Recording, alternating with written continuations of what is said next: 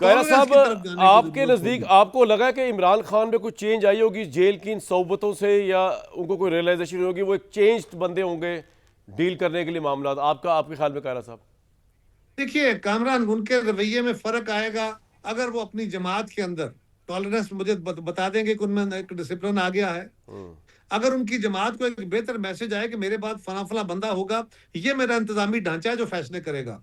अगर उनके अंदर ये रवैया फर्क आ जाए कि वो सियासी कुव्वतों के साथ बैठ के डायलॉग के मुकदमे मेरे अपनी जगह डायलॉग करें बैठ के इनके साथ, तो तब तो मुझे समझ आए।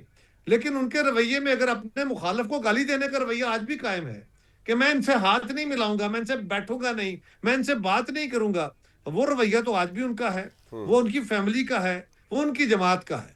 उस रवैये में अगर आपको कहीं फर्क नजर आया तो मुझे बता दीजिए।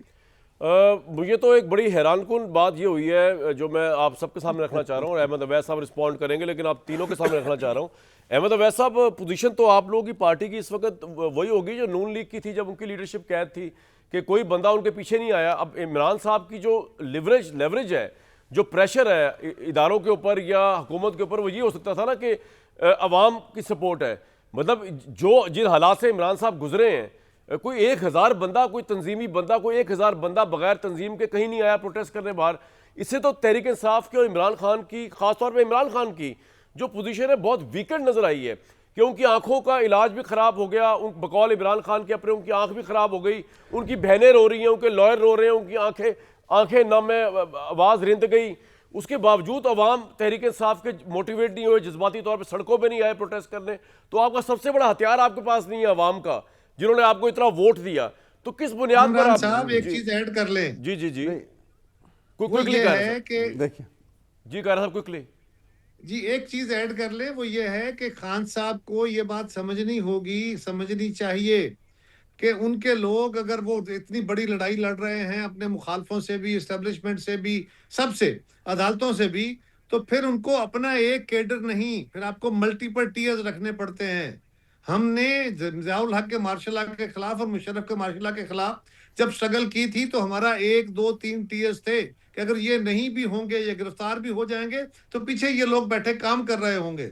आज उनको ये और सोचना सर होगा। यहाँ तो नजर ही कोई नहीं आ अगर वो रहा। समझते हैं कि वो अकेले ही सारी लड़ाई चलिए, आपका लड़ेंगे, पॉइंट आ गया। तो देखिए, फिर उन्होंने लेकिन अपनी भी स्पेस कम कर दी है और उन्होंने सियासत की स्पेस को सर, भी लेकिन मैं ये हाईजैक कर मेरा दिया। सवाल अहमद अवैस साहब, अवाम नहीं आई, मोटिवेट हुई? ये तो बड़ी जज्बाती लम्हे थे इमरान साहब के लिए। ये क्या हो गया भाई? देखिए देखिए बात, पहली बात तो ये है कि वो दौर जो है ना, इसको किसी दौर से इसलिए कंपेयर नहीं किया जा सकता कि आप कह लें कि हर इलेक्शन में इलेक्शन रिग होते रहे, उसकी परसेंटेज कम और ज़्यादा होती रही। लेकिन आप ये नहीं कह सकते कि पाकिस्तान में कभी ऐसी हुकूमत की बनी जो अनइलेक्टेड को नहीं, इलेक्टेड मैं बना कह के रहा बैठा हूँ दिया। कि इमरान खान के और लिए लोग उसने बाहर ये- क्यों नहीं आए उनकी तबीयत खराबी के बावजूद? सर, मैं ये कह रहा हूँ, सवाल मेरा ये है। मैं बताता हूं, मैं जी। बताने लगा जी, हूं जी। बताने लगा हूं। इसी तरह से जो ब्रूटल फोर्स इस्तेमाल इस वक्त हो रही है, लोगों का ज़िंदगी का जो रहने सहने का तरीक़ेकार इतना एक्सपेंसिव और इतना डिफ़िकल्ट और इतना तकलीफ दे बना दिया गया है कि लोग उस नफ़रत के बावजूद जो उनके दिल में सुलग रही है, सर, जिस वक्त ये सुलगती हुई आग जो है ये भड़क जाएगी, तो वो एक सूरत हाल और आपका है। पॉइंट आ वो गया। आप desperate कह रहे हैं attempt है। आग भड़क रही है, वो नजर नहीं आ रही।